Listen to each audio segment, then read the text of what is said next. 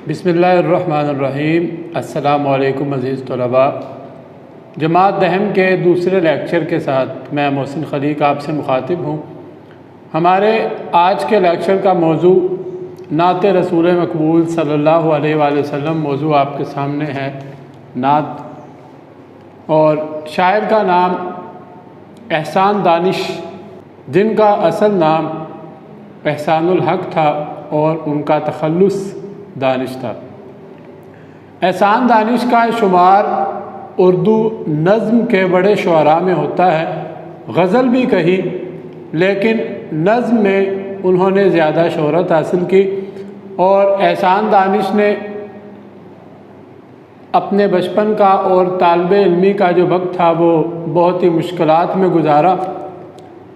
Punjab university की जब तामीर हो रही थी तो वहाँ पर मज़दूरी भी करते रहे। तो उनकी शायरी में उनकी ज़िंदगी के तल्ख़ तजुर्बात मिलते हैं, इसीलिए उन्हें शायर मज़दूर कहा जाता है। उन्होंने मज़दूरों के मसाइल की तर्जुमानी की। उसके अलावा फ़ितरत भी उनकी नज़मों में मिलती है। तो नज़्म के शायर हैं और उनकी मकबूलियत का एक और बड़ा सबब उनकी ख़ुद नविश्त आप भी थी, जिसका नाम जहाने दानिश है। अब हम चलते हैं नात की तरफ कि नात क्या चीज़ है। नात शायरी की एक सिन्फ है। ऐसी नज़्म होती है जिसमें हज़रत मोहम्मद रसूलुल्लाह सल्लल्लाहु अलैहि वसल्लम की तारीफ़ व तौसीफ़ बयान की जाए, आपकी शान बयान की जाए, आपके हुस्न जमाल का तज़किरा किया जाए। और इसके अलावा नात के मौज़ूआत में एक और बड़ी अहम चीज़ शामिल होती है कि नबी पाक सल्लल्लाहु अलैहि वसल्लम की आमद का इस दुनिया पर और मुआशरे पर क्या असर हुआ। तो आज जो हमारे सामने नात शरीफ है उसका मौजू यही है कि नबी पाक सल्लल्लाहु अलैहि वसल्लम ने इंसानी मुआशरे पर क्या असरात मुरतब किए। ये बात मैं आपको पहले इसलिए बता रहा हूँ कि ताकि आपको जो नज़्म का मज़मून है, मौजू है, वो समझ में आ जाए।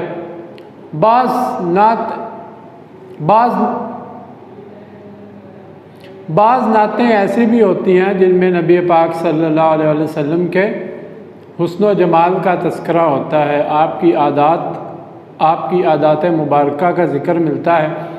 मगर ये जो हमारे सामने नात शरीफ है, इसमें नबी पाक सल्लल्लाहु अलैहि वसल्लम के मुआशरे पर जो असरात मुरतब हुए उनका ज़िक्र किया गया है। तो आज हम पहले 3 अशार की ही तशरीह करेंगे। तो ये बात, ये नुक्ता आपने अपने जहन में रखना है।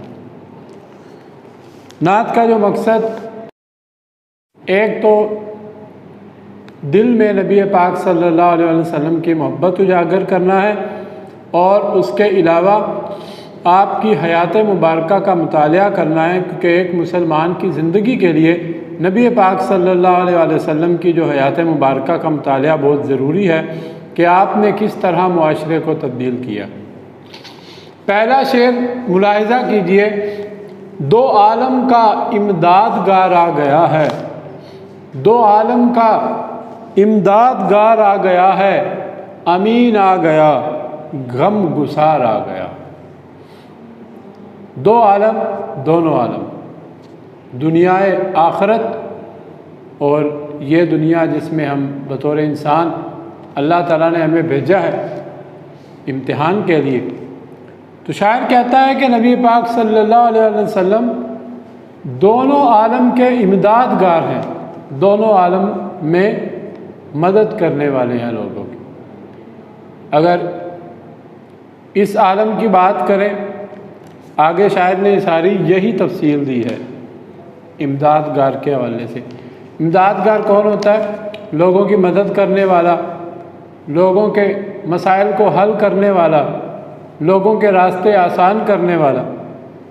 तो नबी पाक सल्लल्लाहु अलैहि वसल्लम जिस मुआशरे में मबूस हुए, आपको अल्लाह ताला ने जिस मुआशरे में भेजा, वो मुआशरा इंसानों के लिए बहुत ही सख्त और तारीक मुआशरा था। और सितम ज़रीफ़ी ये थी कि इंसानों के लिए उस मुआशरे को तंग बनाने वाले भी वही इंसान ही थे जिन्होंने अपने मुआशरों में तबकाती तफरीक पैदा की हुई थी। एक इंसान को छोटा बना दिया था और दूसरे इंसान को बड़ा बना दिया था, हालांकि अल्लाह ताला ने इंसानों में ऐसी कोई तफरीक नहीं रखी। तो नबी पाक सल्लल्लाहु अलैहि वसल्लम जब इस कायनात में तशरीफ़ लाए और आपने एक ऐसे मुआशरे में आँख खोली तो आपने वहाँ पर लोगों के लिए आसानियाँ पैदा की और आखिरत में भी आप लोगों की मदद फरमाएंगे जब अल्लाह ताला आपको ये हक़ अता फरमाएंगे कि आप किसी की भी सिफारिश कर दें। तो हम कह सकते हैं कि इस दुनिया में भी आप लोगों के लिए आसानी करने वाले थे और आखिरत में भी। और अगले मिसरे में शायर ने क्या बात की है, अमीन आ गया गमगुसार आ गया। अमीन, अमानतदार, ये नबी पाक सल्लल्लाहु अलैहि वसल्लम की एक बहुत ही इम्तियाज़ी सिफत थी। आपको सादिक़ व अमीन कहा जाता था, ईमानतदार। और आपकी ईमानतदारी का ये पहलू था कि कुफ़ार जो आपसे दुश्मनी रखते थे वो अपनी दुश्मनी के बावजूद अपनी इमानतें नबी पाक सल्लल्लाहु अलैहि वसल्लम के हवाले करते। हालांकि कोई भी शख्स उस शख्स को अपनी इमानत नहीं देता जिसके ख़िलाफ़ वो दिल में कदूरत रखता हो, कीना रखता हो, लेकिन दुश्मनी रखने के बावजूद उन्हें आप पर एतबार था। उन्हें ये मालूम था कि अगर मोहम्मद सल्लल्लाहु अलैहि वसल्लम के पास कोई चीज़ अमानत रखी तो आप कभी भी उसमें ख़यानत नहीं करें। दूसरी बात शायर ने क्या कही, गमगुसार, गमगुसारी करने वाला। गमगुसार कौन होता है? जो लोगों का गम बांट ले। नबी पाक सल्लल्लाहु अलैहि वसल्लम की हयात तय्यबा का मुतालिया किया जाए तो हमें ये मालूम होता है कि आप लोगों के गम बांटने वाले थे। मौलाना हाली ने मुसद्दस आली में लिखा है, वो नबियों में रहमत लक़ब पाने वाला, मुरादें गरीबों की बर लाने वाला, गरीबों की मुरादें पूरी करने वाला, मुसीबत में गैरों के काम आने वाला, वो अपने पराए का गम खाने वाला, दूसरों के गमों का ख्याल रखना, दूसरों के दुखों का मदावा करना, यह नबी पाक सल्लल्लाहु अलैहि वसल्लम की एक बहुत ही इम्तियाज़ी सिफत थी। तो शायर ने आपको अमीन और गमगुसार कहा है। अगला शेर देखें, गरीबों की जान को यतीमों के दिल को, गरीबों की जान को यतीमों के दिल को सुकून हो गया, गरीबों की जान को यतीमों के दिल को सुकून हो गया है, करार आ गया। गरीब और यतीम, अब इस शेर में मुआशरे के दो मजबूर व मकहूर तबकात का जिक्र किया गया है, गरीब और यतीम। जैसा कि मैंने आपको तमहीद में बताया कि नबी पाक सल्लल्लाहु अलैहि वसल्लम जिस मुआशरे में मबूस हुए वो मुआशरा अपनी अखलाकी अक़दार को खो चुका था। वहाँ पर इंसानों की तबकाती तफरीक कायम कर दी गई थी। वहाँ पर ताकतवर का निज़ाम था, कमज़ोर का कोई भी पुरसान हाल नहीं था। कमज़ोर को दबा दिया जाता, औरत कमज़ोर थी, यतीम कमज़ोर थे, वो लोग जिनके पास मालो दौलत न थी वो कमज़ोर थे, वो लोग जिनका शजरा नसब निचले दर्जे का समझा जाता था वो कमज़ोर थे। तो नबी पाक सल्लल्लाहु अलैहि वसल्लम ने आकर इन तबकात को उठाया, इन तबकात की दाद रसी की और आपने अपनी मोहब्बत और शफ़क़त से इन लोगों को अपना असीर बनाया। यही वजह है कि आगाज़ में जो मुसलमान होने वाले लोग थे वो ज़्यादातर इन्हीं तबकात के लोग थे। जो कुरैश के बड़े बड़े वडेरे, मुशरिकीन मक्का के बड़े बड़े सिरदार थे, उन्होंने अव्वल आपकी बात को मानने से इनकार किया क्योंकि आपने आकर उनका ये बनाया हुआ निज़ाम ख़त्म कर दिया। उनको सबसे बड़ी तकलीफ़ ये थी। हज़रत बिलाल हबशी रज़ी अल्लाह ताला अन्हु वो जब मुसलमान हुए तो चूँकि उनका फैमिली बैकग्राउंड इतना मजबूत नहीं था तो उन पर बड़े जुल्म सितम ढाए जाते। आपने उनको निजात दिलाई। तो जितने भी मुआशरे के गरीब लोग थे, और दूसरी जो बात, यतीम, यतीम वो शख्स यतीम वो बच्चा होता है जिसका बाप बचपन में फ़ौत हो जाए। नबी पाक सल्लल्लाहु अलैहि वसल्लम ने यतीमों के सर पर दस्ते शफ़क़त रखा। आपने यतीमों को अमली तौर पर अपनाया। इस सिलसिले में एक बड़ा मशहूर वाक़या भी मिलता है कि ईद के दिन आप निकले तो आपने एक बच्चे को देखा जो रो रहा था। पूछने पर उसने बताया कि वो यतीम है, तो आपने उसको अपने कंधे मुबारक पर उठाया, घर ले गए और उसको नहलाया धुलाया और कहा कि फ़िक्र नहीं करो, मैं मोहम्मद तुम्हारे बाप की जगह पर मौजूद हूँ। ये चीज़ पहले नहीं थी, यतीमों को हकीर समझा जाता था। कुरान पाक ने वातिज़ल कुर्बा हक़्क़हु वल मिस्कीन, ये गरीबों के मुतालिक हो गई कि गरीबों को, करीबियों को, मसाकीन को उनका हक़ दो। और यतीम के बारे में हदीस पाक मैंने एक लिखी है कि नबी पाक सल्लल्लाहु अलैहि वसल्लम के हदीस पाक का मफ़हूम है कि जो शख्स यतीम के सर पर शफ़क़त का हाथ रखे तो उसके हाथ के नीचे जितने बाल आएंगे अल्लाह ताला उसके बराबर उसे अजर सवाब देंगे। ये सिर्फ यतीम के सर पर शफ़क़त का हाथ फेरने का सवाब है। और अगर कहीं यतीम को अपना ले, उसके मसाइल को हल करे। हाली ने कहा है, फ़कीरों का मलजा, ज़ईफ़ों का मावा, यतीमों का वाली, ग़ुलामों का। जिसका कोई ना बना, मुआशरे के जिस तबके का कोई ना बना, उसका कौन बना? हज़रत मोहम्मद सल्लल्लाहु अलैहि वसल्लम। तो शायर कहता है कि गरीबों की जान को और यतीमों के दिल को सुकून मिला, करार मिला, क्योंकि उनको मुआशरे में इज़्ज़त दी गई।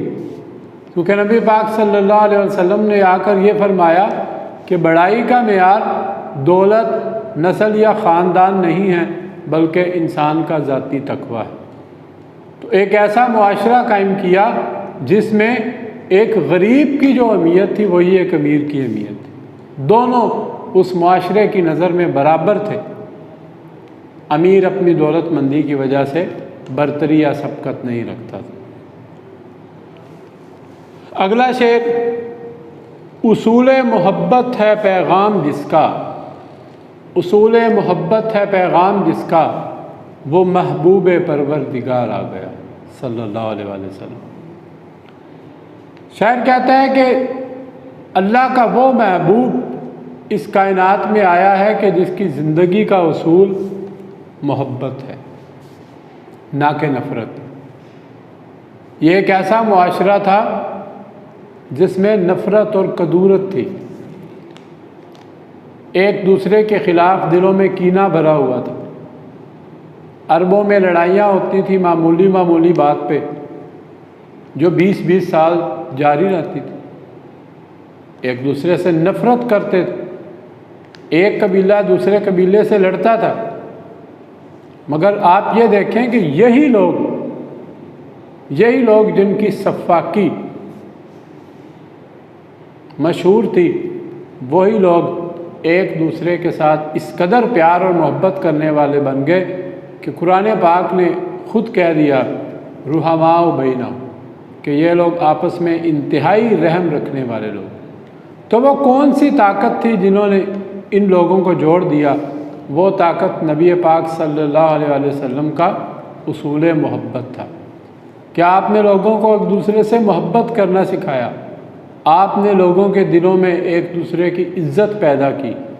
एक मुसलमान की इज़्ज़त और इस्मत को आपने खाना काबा से भी ज़्यादा कीमती करार दिया और लोगों को तालीम दी कि एक दूसरे के ख़िलाफ़ बुरी बातें ना करो, एक दूसरे को गाली ना दो, एक दूसरे की गीबत ना करो, एक दूसरे को नुकसान पहुंचाने के मंसूबे ना बनाओ। तो ये नबी पाक सल्लल्लाहु अलैहि वसल्लम का मोहब्बत का एक पैगाम था जिसने लोगों को आपस में जोड़ा।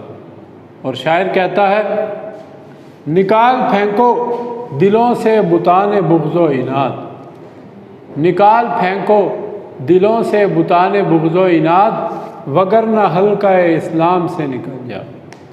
इस्लाम की जो ज़ंजीर है वो मोहब्बत की ज़ंजीर है। वो कोई जबर की या ज़बरदस्ती की ज़ंजीर नहीं है कि लोगों को जबरन एक दूसरे में बांध दिया जाए। इस मोहब्बत का नमूना हमें हिजरत मदीना के वक्त भी नज़र आता है, जब नबी पाक सल्लल्लाहु अलैहि वसल्लम ने हर मक्का के रहने वाले को एक मदीना के रहने वाले का भाई बना दी, और उनके दरमियान मोहब्बत और मुआख़ात का एक ऐसा रिश्ता कायम हो गया कि जिसकी दुनिया में कई मिसाल नहीं मिलती, कि एक वो शख्स जिसे आप जानते भी नहीं हैं आपको उसका भाई बना दिया जाए। और अंसार ने जो मदीना में रहने वाले थे उन्होंने हिजरत करके आने वालों तो अंसारी ने अपनी जायदाद में से आधा हिस्सा अपने उस भाई को दे दिया। ये वो इस्लाम की बताई हुई मोहब्बत थी। तो इस्लाम जो है वो मोहब्बत का दीन है, नफ़रत का दीन नहीं है। आज आप देखते हैं मीडिया पर मुसलमानों को किस तरह दहशतगर्द बनाकर पेश किया जाता है और उनके ख़िलाफ़ नफ़रत आमेज़ बयानात दिए जाते हैं, नफ़रत आमेज़ रवैया इख्तियार किया जाता है। और इस्लाम के बारे में भी इसी तरह की बातें की जाती हैं कि इस्लाम एक नफ़रत का दीन है, हालांकि ऐसा नहीं है। इस्लाम तो सरासर मोहब्बत है। इस्लाम के जो बुनियादी उसूल हैं उनमें जो सबसे अहम चीज़ है वो एक इंसान की दूसरे इंसान के साथ मोहब्बत है। इंसानियत जो है वो इस्लाम की एक अहम खसूसियत है जिसका दर्स नबी पाक सल्लल्लाहु अलैहि वसल्लम ने दिया। तो शायर कहता है उसूल मोहब्बत है पैगाम जिसका वो महबूब परवरदिगार। आप ख़ुद भी अल्लाह ताला के महबूब हैं, अल्लाह ताला भी आपसे मोहब्बत रखते हैं। ये मोहब्बत का सिलसिला उस खालिक हकीकी से शुरू होता है जो अपने पैगंबर से भी मोहब्बत रखता है और अपने बंदों से भी मोहब्बत रखता है। जैसा कि हदीस मुबारक है कि अल्लाह ताला अपने बंदे से 70 माओं से भी ज़्यादा मोहब्बत करता है। तो इस चीज़ को समझने की ज़रूरत है। तो हमारा आज का ये लेक्चर इसी के साथ इख्तिताम पजीर होता है।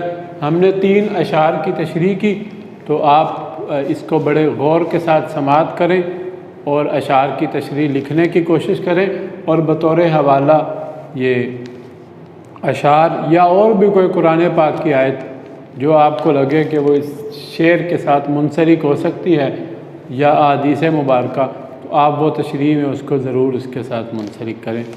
तो इंशाअल्लाह बाकी के हिस्से के साथ हम